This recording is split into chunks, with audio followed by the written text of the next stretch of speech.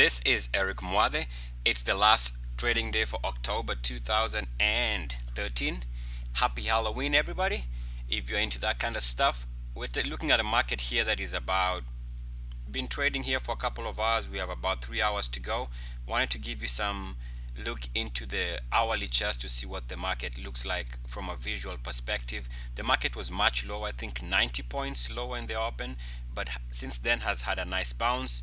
We are also watching here as we see Facebook right there coming back about 4.5%.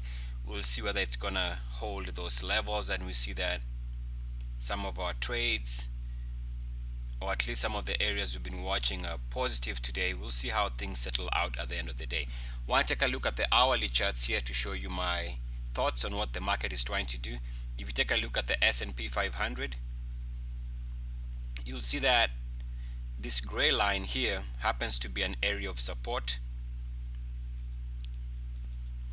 which is this line here, this gray line. Ever since the market broke out above that line there, which happens to be this entry point, the market has been trading higher. We've bounced off that line again there, and that was this low, and you see the market has come back and found support right there. So this could be the start of a move higher on an hourly basis. On the other hand, if the market breaks down and we have the market's RSI moving below this gray line and back below 50, which would also be a trend break there, then this would be the beginning of that move lower that most people are expecting. But for now, the market seems to be finding support on this gray line, which connects the highs here and the highs here, here and here. Draw a straight line. You see again, this was the entry point when we broke out above that line, which was here, support here on that line, here, and just again there. So this could be where the market could continue moving higher until it breaks that gray line support. If you take a look at the MACDs from an hourly basis, you see that if you take the lows on the MACD, draw a straight line. Previously, this was a very nice entry point in the market, which was this entry point here, and you see that we've come back and hit that line again. So if that continues being the case, and this market can continue pushing higher, we'll see what happens.